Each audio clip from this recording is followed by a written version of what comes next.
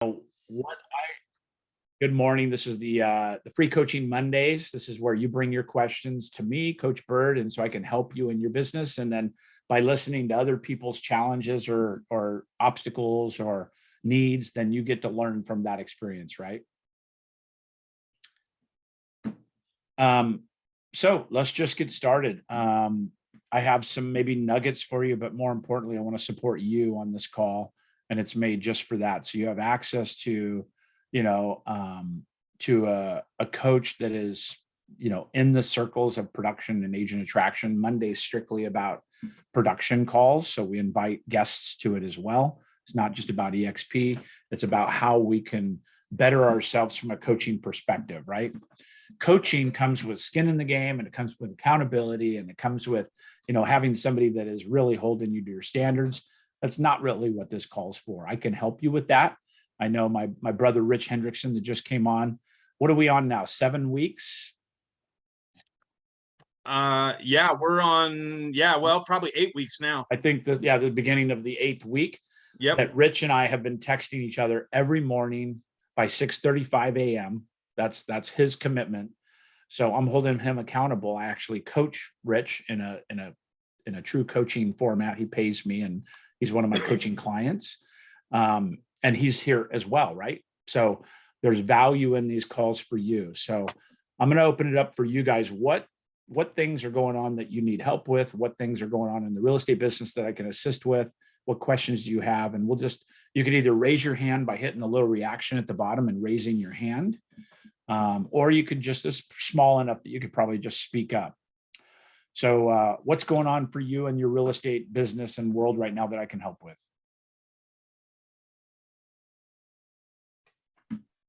Well, I think one question I have, Randy, is like with current listings that have been sitting a little bit longer on the market, trying to deal with those clients because a lot of them are still not understanding the shift and what's happened, trying to educate them. I know it's good to try to show them the data, I guess, trying to put some of that together. What are your thoughts on that? You nailed it. The data is the answer, because if you make this about you, let's just say Ashley calls a seller and says, Mr. and Mrs. Seller have been on the market for 2 weeks now. The showings are a little lighter than we thought. It's all going to be reflective of your CMA, marketing, strategy, open houses, all these things, right? You've got to get away from that. You've got to make the market the bad guy, or you'll be the bad guy or bad person, right? This is really critical when we're having conversations with sellers right now, and buyers for many respects. But with the sellers, it's really important to have your data. And you can get your data from the MLS. You could get your data from running comps and things. But more importantly, I would do a local market analysis for them, market snapshot, and a national one, because those could be completely different. We might have a market, say, for instance, Sweet Home, that is very, very brisk still, very low inventory, a lot of activity, a lot of multiple offers. That may be your story in your particular area, but 30 miles away, it might be a different market, or it might be a different market across the nation, right? So it's important that we look at that and we have the data, because the data is indisputable. If you get to a point to where you're like, hey, listen, let me shut my mouth for a second. If we get to a situation where we say, Mr. and Mrs. Seller, I love your house. The market is rejecting your house, though. All the comparables, all the things that we did are an established price, but they're historical, right? The market is continuing to change. So it's important that we stay in front of that. And especially like Rich, when you get into a price reduction conversation with them, let them know that it's important to get in front of the market. You have to jump it just in front of the market to be the bride, not the bridesmaid in this market. Because if you're the bridesmaid, especially over and over, you're going to chase that market down. And in the declining, retracting market like we're seeing now, significant pressure on interest rates and continuing upward, out of control, inflation that's obvious. We're seeing a little relief in gas prices. I'm not going to get into the political side of that because it's a tough one for me. But the reality is all these things are pressuring on the sellers, and you have to understand the sellers' absolute best time to sell was yesterday, and then it was last week, then it was last month. And it's going to progressively get worse for them from what we're seeing. right? That doesn't mean that the world's coming to an end. It means that when you look at a price point, it's just a guess in time, right, of what's going on. So in an inclining market, you can overprice the house and it will catch up with it in a week, a month, or 3 months. But in a declining market, it's the opposite. So it's really important to have that conversation with them ahead of time, ideally. But let's say you caught yourself in a listing you've had for a month or 2 months or whatever, and now it's become a little stale. It's really important for them to get in front of the market price point wise. And they're probably going to save, thousands, if not tens of thousands of dollars by this strategy. Versus, and a lot of us that have been in the market for a while, 08, listings were a dime a dozen. You went on a listing appointment kind of with your hands up, like, let me see if this is a good fit or not, right? Where in the last 2 years, we've been like, if you can get a listing, man, it's a winner no matter what. We could almost sell anything. So I would really focus on your data points for your market and then nationally. Pay attention to the national numbers. Kenny, what's the rates today? 5.05%. Exactly. 5.05%. That's significantly down, right? We were running over 6%. So the 30-year fixed has come down to around 5% flat, 5.05. It's a really good rate. So buyer conversations, you could say that. Seller conversations, you could say, hey, now's the best time the rates have come down. Let me show you historically. They were at 6% only like 30 days ago. They're looking at another, maybe even a 3/4 to 1 point price interest rate hike in the next 30 days in September when they meet again. The best time for the market is now, right? So creating that urgency in what's going on with the market for sellers. And then for buyers, hey, now's the best time that you've seen in the last 30 days to lock in that rate. So you can see how I'm talking to both sides of the buyer and sellers. But really you're talking facts. And then you could show the facts with the mortgage rate calculator. You could show the facts of what's going on in the MLS. Show the facts of what's going on regionally, right? There was I don't have it in front of me, so I'm guessing, but it was between 20 and almost 32% of all transactions fell out during July, right? So think about that number. It shocked the market, and all these buyers that were on the fence, they backed off and they believe that they're in a declining market. So they're waiting, they're on the fence to take advantage of this, right? That interest rate conversation may be one that gets them off the fence to get them to get a pre-approval, lock a rate, and really be aggressive towards looking for some of these homes. And then you've got clearly a lot more buying power right now. Okay. So a little bit of, I hit on all points there, Rich, but it's really up to you to create that sense of urgency for them, because I believe that it's the best opportunity to sell now that it will be in the next 24 months. Right. Yeah. Absolutely. We might have something crazy happens politically, meaning that we turn over the House or the Senate or both or whatever. You can't control all that stuff, but what you can do is predict what's going on. Inflation, interest rates, all these things are out of control. They're not going to come down until we get into a solid recession. And there's an argument that we're in a recession. 2 trailing quarters of negative GDP growth is the definition of a recession, even though the administration is denying that right now. They're wordsmithing around it, saying, oh, that's not really a recession. But the reality is that I believe the math doesn't lie, right? Historically, that is the language for recession. So that means that we're in a recession, and the way that they're going to get out of a recession in the future is to lower interest rates. But we're not there yet. We're still in that inclining, let's get in front of this recession thing and get in front of this inflation. It's just a 40-year high inflation. It's not going to get better. Okay.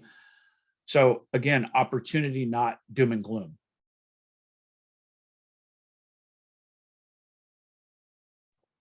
Does that help, Rich? Yeah, that was awesome. Thank you. I got a full page of notes, man. That was good stuff. So would you say at this time, obviously, we want to be full service and market to buyers and sellers, but if you were going to lean a direction, is there a lean right now, or are we kind of right in the middle still? What would you say about that? As far as who we're targeting for real estate sales, buyers, listings, both? So in the last 2 years, it's always interesting. In the last 2 years, it's been a seller's market. The buyers are really getting beat up. and the buyers really didn't have any power, and they're paying 50 and 75 and 100,000 over asking price, sometimes on our recommendation. So there's two sides of it, right? So I don't want to sound like I'm talking out of both sides of my head, but there are two sides of the communication that we're going to have with buyers and sellers. They're different communications. In my opinion, they both align. The buyers, the greatest opportunities right now because rates are increasing. Sellers, the greatest opportunities right now because prices are decreasing. Right. So you have this band in the middle. It really just depends on what your needs of your buyers and sellers are. And so I'd focus on a needs analysis with my sellers. Hey, how important is that you sell in the next 60 days on a scale of 1 to 10, 10 being the absolute highest level of enthusiasm or need, right? Or desperate or whatever it may be for them. And if they're like, I'm a 1 or 2, I'm going to see if I could take advantage of this top of the market, then you can align your marketing along those lines as well, that you've got a seller that's really a 1, 2, or 3, and you're willing to list it, but having real conversations with them are important. And if they go, I'm taking 450 or nothing, that's maybe not a seller you want to align with right now. Because again, sellers, it's still a brisk market. And I still think there's value in taking listings, but if you overlist them, all of a sudden you're putting yourself in a position to spend money without the return on investment because it may not sell, right? I just had a conversation with a seller. It's going to be a referral to one of my agents in California, in Lake County. She wants to sell a blank lot of land. It's on the lake of Clear Lake. It's desirable in some regards, but land's not moving. So if we don't set a proper expectation with her that it may be on the market a year, we're doing a listing agreement for a year. We're going to talk price reduction strategies in advance, maybe every quarter, because land takes longer. So say, for instance, we listed at 200. And if it doesn't sell in 3 months, we have to go to 175. If it doesn't sell in 3 months, we got to go to 150. If it doesn't sell in 3 months, we need to go to 125. It's just, I'm making those numbers up, but you can see the aggressive nature of the conversation, right? And if she goes, that's not acceptable, I want 200 or nothing, just say, you know what, let's do this. Let's do 200 for 3 months then and see if we can get this to move. But we need a 1-year contract regardless. We need a 1-year agreement because that's what the markets will bear. And in 3 months, if you feel like, the market is rejecting it, it's not working out, then we'll take it off the market with no penalty to you, even though I still have a 1-year listing agreement, right? So she can't go to another listing agent and list it for 175 because you haven't sold it yet. Does that make sense for everybody? And again, if you're part of a team or an organization, lean on leaders to help you run these comps and run these marketing strategies and things on some of these listings if you have problems with them, or this call, right?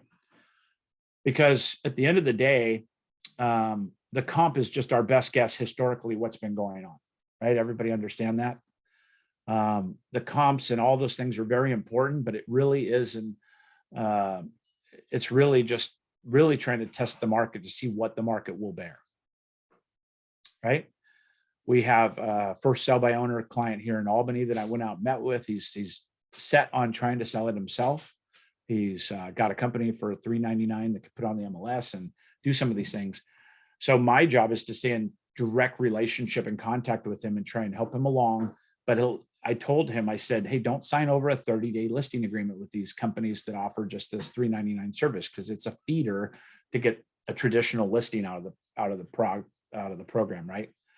So if he lists with them for 6 months, then it doesn't allow another agent to come in and do a full service listing within that 6-month period, right?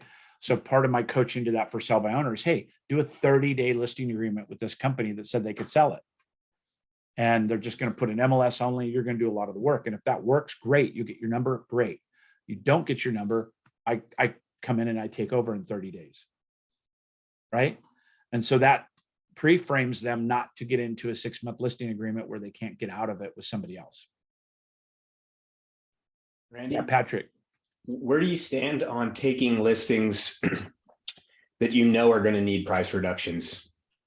You have to. So if you know for sure that, or you feel confident that it's going to need a price reduction, write it in the listing agreement. Yeah. Just say, Patrick, you know what? Let's do a 6-month listing agreement. I'll commit to that because Sacramento's still a hot market. I believe we're pushing the envelope of the market, but let's try it. You never know, right? We could find the right buyer. What I don't want to have happen is in 30 days, you look at me going, you're not marketing enough. I haven't seen it on Zillow. I haven't seen it on Facebook. I haven't seen it in the local real estate book, whatever it may be. Setting those expectations in advance for them are really powerful. And then now we'll write right in the contract when you have that blank line, I think it's on page 1 or 2 now in California, but it says other terms. You can just say 1, listing to be at 200,000 for 30 days. After 30 days, listing to be adjusted to 180,000 or whatever you decide together, right? Because in the beginning, the seller is going to be very, optimistic. And the reality is, if you plan in advance for this, you don't have to re-ask them about price reductions if you write it in your listing agreement. Yeah. I just ran into this issue because expectations were set about February when I first consulted with them, and it was a totally different environment than when we were finally able to list, because they had to wait 2 years for the tax consequences. Yep. And that landed in June. Yeah. So they had February expectations in June, and then we've been listed through July. And it's like, I'm just dealing. Yeah. So, hey, let's do a role play. Hey, Patrick, we really set our expectations in February of 2022, which the market was screaming. It was the highest it's ever been, highest number of sales and everything. Transactionally, it was the one of the brightest markets we've seen in a long time. Everything has changed in the last few months. And unfortunately, the difference between valuation between February and now is significant. It may be $40,000 or something, right? Right. And the trend is going down. So forward pacing them into that conversation is going to be really valuable for you. Okay. And at the end of the day, making the market the bad guy. The market's the bad guy. It's not Biden. It's inflation. It's all these things are stacked up against you. Yeah. So the price that we had in February, maybe let's just say it's $25,000 or $40,000 lower. It may do that again. Right. So now is your best opportunity to make the most amount from your house, or you have to wait out this cycle, which could be up to 24 months. How long will you do that with them not responding to data where you're hanging in? Well, because I this particular person, I feel like I'm talking to a brick wall. Like it's just not computing. And like, the problem is they don't really have motivation where they're going, because the whole idea was to liquidate when it was high. Yeah. And then they're going to go rent or something. They're smarter than everybody else and they're getting out. Yeah. They're having a hard time recognizing they didn't time it perfectly.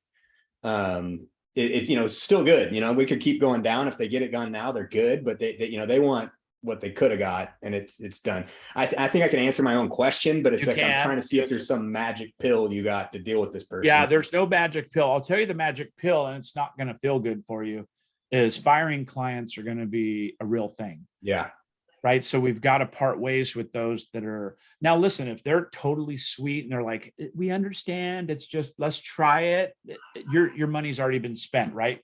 It's the seller that's like, I'm not seeing any Facebook ads. I'm not seeing this. I'm not seeing that. It's not on the front page of the real estate book. Yeah. We want 3-day open houses every weekend, because that's the issue. So they're going to, rightly so, they're going to ask you to do more because the market is changing. So it's getting harder to sell these properties, but you have to be the professional that says, listen, I entered this in good faith, but now we're not on the same page. Right. And if we had this conversation back then, we wouldn't have been on the same page, but the market was screaming and now the market's not. So at this point, we have to reevaluate. And I think you should be coming from a place of, is this a good fit for my business? Right. Because when we really look at that, unfortunately, most times we're going to look and say, this is not good for my business. Right. The amount of expense and the unreasonable open houses and all these things are going to come into play. Okay. Now, having a listing, let me be clear, having a listing and being able to do open houses and be able to do Facebook posts and boosts in KB Core, all these things are lead generation opportunities for you to get buyers. So there is value in carrying a listing, spinning it to others, but at the end of the day, the fiduciary duty with the seller prevails. Right. So I would say clearly, listen, Patrick, my fiduciary duty to you is to sell your house. That's the objective, right? But unfortunately, you're either not liking or not hearing the advice I'm giving. And it's okay if it's both. But my role is to consult you into selling your home, right? Because I'm working for free right now, and that's totally fine. But the objective is to get the most out of your house, which then pays me for my services, right? Okay. So all this is free advice right now. I like saying that because buyers and sellers don't always understand that. They go 5% or 6%. That's a $35,000. That's a lot of money. Mm-hmm. That's zero. I'm doing all this for free right now with the intention of selling it, right? I'm not exteriorly motivated to sell your house. I'm trying to be honest with you that the market is what's rejecting your house, not me and not my buyers. Mm-hmm. Right. Awesome. So with that said, it may be, hey, let's give this 30 days, or again, you could quietly just carry the listing for these other opportunities, but that's a business decision you got to look at. If they're high maintenance and they're not listening, that's just a no-brainer, right? For me, that's a non-negotiable. Okay. So it's a tough one, but that's the reality of the situation. And it's different for a lot of you that haven't been in the market 12 years or so, since 14 years since we had the 2008 crisis. It was really important from a business perspective to look at what's sellable, right? Because over the last 2 years, every listing you got sold and got 5 offers and tons of traction. And those days are maybe coming to an end, depending on what area you're in. So tough conversation, but there's not a magic pill. Okay. Okay. I really wish there were, but I think your magic pill is the language of sales and the data. Because if you're providing the data for them, that can't be disputed. That's not you. Yeah, I think going forward, it's going to be fine. I think this is just a rare situation where it was right at the pivot, and the initial consultation would have been totally different had I had it today. I agree. And they may not have been a client, frankly, if I'd had that discussion with them now.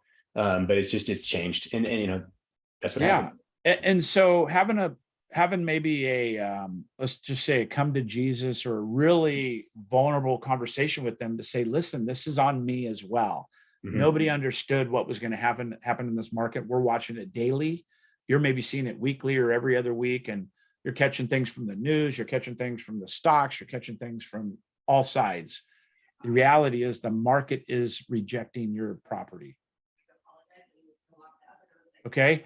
That takes it off of you and your Facebook ads and whatever marketing you might be doing. Right. Mm-hmm. And especially when you get a demanding seller that is requiring a lot of open houses, that's typically a good trigger. Okay. All right. Thanks, Randy. You bet. What else, you guys that are on the call, what can I do to support you?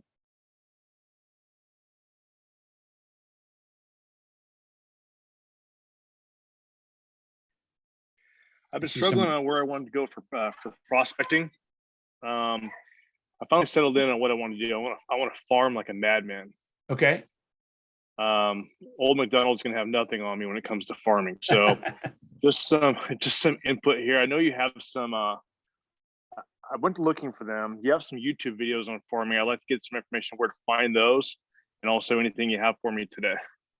Yeah, totally. So I would, in this market, unless you're pretty established and have a pretty good amount of business coming in, I would lead with sweat equity in the farms and focus on an area you live, focusing on an area you've sold a lot of properties in, or you're familiar, with, you're intimate of the area, and then double down being the knowledge broker for that particular area. Maybe it's a subdivision within a town of Sweet Home or Albany or Corvallis or Sacramento, whatever it is.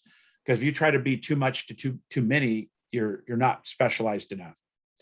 So for instance, if you say, okay, I'm in Sweet Home and I want to be the farming queen, pick an area that you can really wrap your arms around. Maybe it's a 500 home subdivision that you live in or you're familiar with or you want to live in, whatever it is, and really get into the data of that market and then do social media promoting that. So you could do a lot of free things.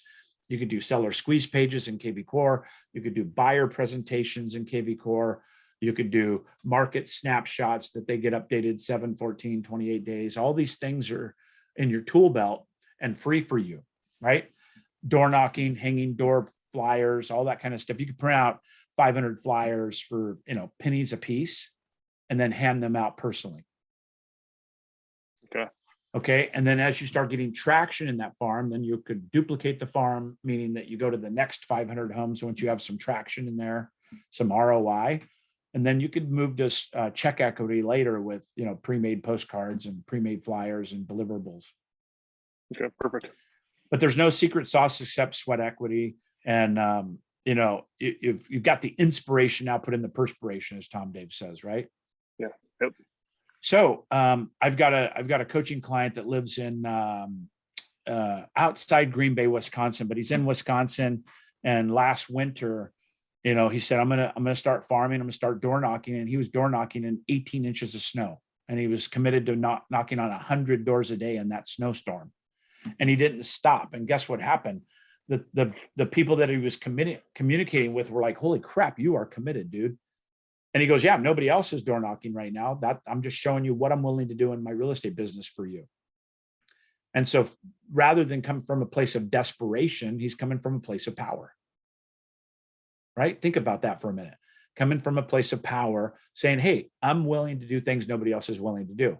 I want your business. What can I do to earn it? Do you have any questions about the real estate market? Would you like a free comparative market analysis on your home, a CMA? And we teach language in that. All that's on my YouTube channel, by the way. You could probably search for it pretty easily. But coming from a place of creativeness is powerful right now, and also setting yourself apart. But to take a specific niche, a new subdivision that's 5 years old is a great turnover, opportunity. Maybe an area that's got a lot of sales. Make sure you check your turnover in that particular subdivision. 500 homes should have about 6% turnover. So 30 homes a year should sell in that particular market. Okay. Perfect. Appreciate it. Yeah, totally. All right. So what other questions right now? I got another quick question, just Yeah. along the lines of the farming. So as you're farming and you're connecting with those other potential, homeowners that are maybe thinking about selling, what's the best way to stay in touch with them long term? I mean, what kind of campaigns or things are you doing to stay in front of them so that you can be the one that gets the nod when they are ready? Obviously, you can do some CMA stuff, but maybe along the lines of some automation. I'm not sure what's best there. I think automation is the key. So I've always taught the same thing. If you do a hot, warm, and cold system, that's great for current buyers, current sellers to, match their energy. But if it's a long-term follow-up, we have a 7-year follow-up campaign. So it's an 84-month follow-up campaign that we design in advance. You could do this very simply just by thinking of how you can add value to them every month.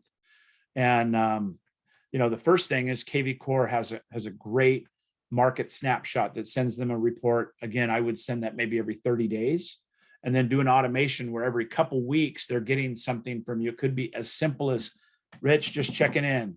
How's everything going? The market's changing. I do a monthly snapshot of the market. Watch for that, right? It could be just as easy as that, but it's top of mind awareness is what you create in a farm. That's also what you want to create in your database follow-up. So when I was in production, we had a 7-year campaign we'd launch on everybody after we closed an escrow. And the very first thing said, hey, thanks for doing business with us. We're going to stay in touch with you gently. I know you just bought or sold, but we're going to send you a monthly market snapshot, let you stay up with the market. And then I'll touch base every few weeks in between. And we're always here if you need something, right?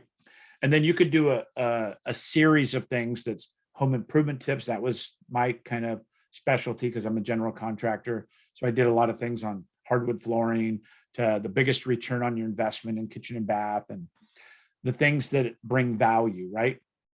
But so now if you take just 1 year of, I know it sounds overwhelming to think of a 7-year plan in advance, right? You could do a 1-year plan and put a reminder to build a longer plan that you launch later. But if you do a monthly snapshot, that's 12 contacts automatically. And if you do a text automation in the middle of that, so every 2 weeks, so basically every 30 days, they're getting a market snapshot. In 2 weeks, they're going to get a text from you that's automation. And then that's a 30-day cycle. So that means every 2 weeks, they're getting something from you.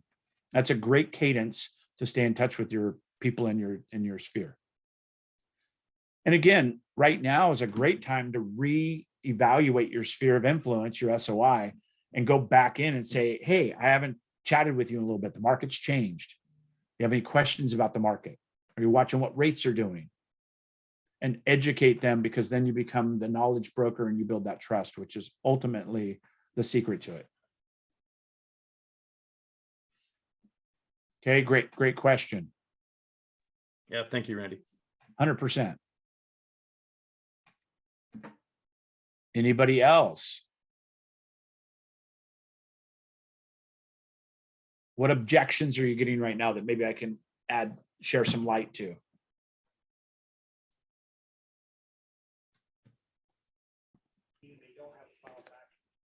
I'm going to check the chat real quick. One of the things I've been working on is on buyers. And a lot of buyers are giving me the objection of, the market is changing right now. It's not a good time to buy. I think it will be better in a year or so. And so I don't really know how to talk to them in a way that they, this is a good time to buy. The interest rate, like we were just saying, the interest rate just went down a little bit, Yeah. and also, it might go up later on. So this is a really good time to buy. Yeah. So for a buyer, the rates are the lowest they've been in the last almost couple months now, right? The rates bumped and now we're at 5.05, which is a whisker away from the fours again. And they've already got in their mind that they're 5.5%, 6%. So educating on that alone could be an opportunity to get a rate lock at this rate. And then we know they're going up in September when the Feds meet again, right? That's guaranteed. So how much they go up, we don't know. But I suspect, because the inflation runaway, it's going to be 3/4 of a point to maybe a full point. And so I would just say, hey, at 5.05%, this is your mortgage payment. At 6%, this is your mortgage payment. At 7%, this is your mortgage payment, right? So you have that side that you're having the conversation that, hey, your mortgage payments are going to jump up. It looks like between $200 and $500 over the next couple of interest rate hikes. Your best buying power today. Now, the good part of it is appreciation doesn't look like it's going to crash. So if you buy today at 5%, which is actually a pretty good rate, and you get a fixed rate 30-year loan, you're going to be insulated for the next couple of years. And the idea is you're going to have some equity built in the next couple of years. And then if rates come down, which they will, once we get into a recession, they start adjusting rates down, they're going to have to get aggressive on rates to calm recession and to calm inflation. So all these things are in their advantage. We've talked about, marry the house and date the rate, right? So don't get too committed to the rate, but 5% is a good rate historically. So I would just have the conversation. You've got two things working against you by waiting, in my opinion, right? This could all be wrong. By the way, we don't have a crystal ball, but in my professional opinion of being in the real estate business for 20 years, I think the rates are the best you're going to see over the next period of time until they start bringing rates down, which may be 18 months. So we're going to see some upward trends in rates.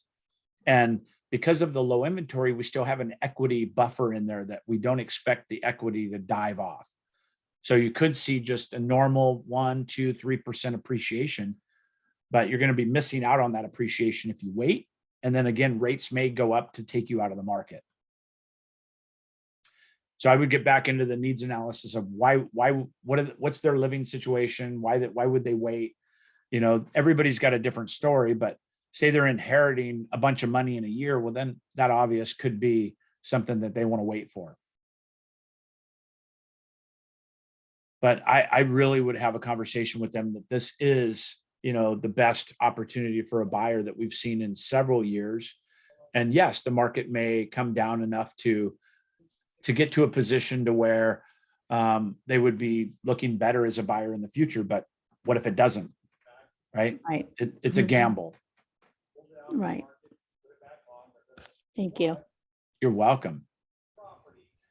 And again, your enthusiasm is going to be a significant part of this. There's a professional way of talking to them about what's going on in the real estate market in their benefit, buyer or seller. And you just don't want to get into giving advice that's unknown, right? I would never tell them that, hey, you're going to make 10% appreciation in the next year or two, right? That would be reckless. We just don't have that crystal ball. But Right. what we do know is what's happening in the market right now. There's not been a better time for a buyer. So do you want to wait a year and then have the market correct and start going back up and you miss the opportunity again, Mhm. right? Because isn't it true you missed the opportunity 2 years ago, Yeah. right? You did. You missed an opportunity to buy 2 years ago because you would have had 20, 30% appreciation.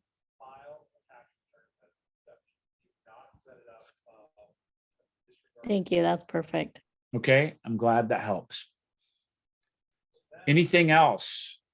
So every week, 10 a.m., this call, typically about 30, 45 minutes. You can bring any question you want. I want to help you in a, in a capacity, in a coaching capacity that's free. We don't have the accountability to it unless you want it. But again, this is for you and I appreciate you plugging into it. Yes, sir. Rich. Yeah, just to piggyback onto that last conversation, super important to educate buyers, like when they're seeing all this chatter in the media about the Feds raising the rate, maybe educating them a little bit about what that means, because everyone automatically thinks that translates straight to home mortgages, and it doesn't. It's also impacting student loans and Visa cards, and so it's so much bigger, but people automatically gravitate straight to the government's raising our interest rates. But the reality is that's an indication of maybe where things are going, but it's what the market will bear is whether the rates change or not. So shockingly, even though the Fed's done what they've done, we've actually seen these rates trickle down in spite of it, which is kind of contrary to what most people think, and they just lock onto the headlines. So I don't know if you want to expand more on that, Randy, but that's a big one. That's such a great point. And just so you know, everybody on the call, Rich is a manager of a lending brokerage in Sacramento, right? He's in the circle. He's in the know. Way more educated in that space than I am. So there's a lot of wisdom in that.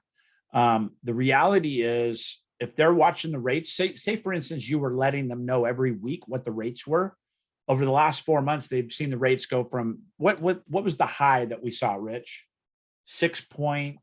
Yeah, we were over 6. We were probably around 6 1/8. Maybe That's some what lenders I was were, thinking. 6.2, 6.125 Yep. is what I remember seeing. And then we got below 6 and we're like, okay, this is a little bit of relief. That's good.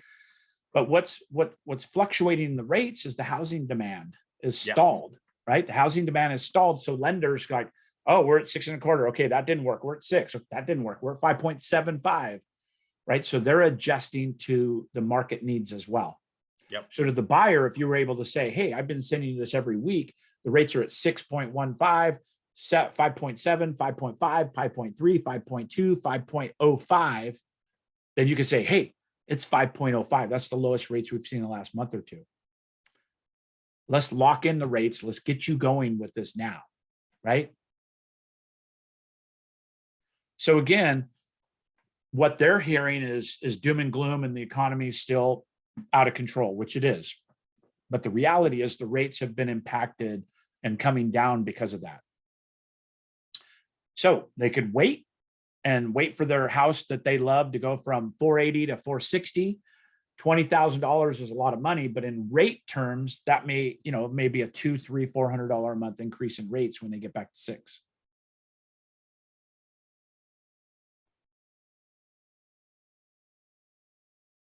All right. Anything else? Some good dialogue today. So just a reminder again, coaching this particular call, 10 a.m. every Monday. We do a half hour to 45 minutes, depending on the numbers. And then I get in my team calls and stuff at 11 o'clock. But hopefully you find this valuable. I see a lot of head nodding, so that's good. Great. And stuff, I know Randy. for a lot of you, I just woke you up at 10 o'clock on Monday. Solid Julie, info, good to man. see you. Thank you. All right. You guys have anything else for me?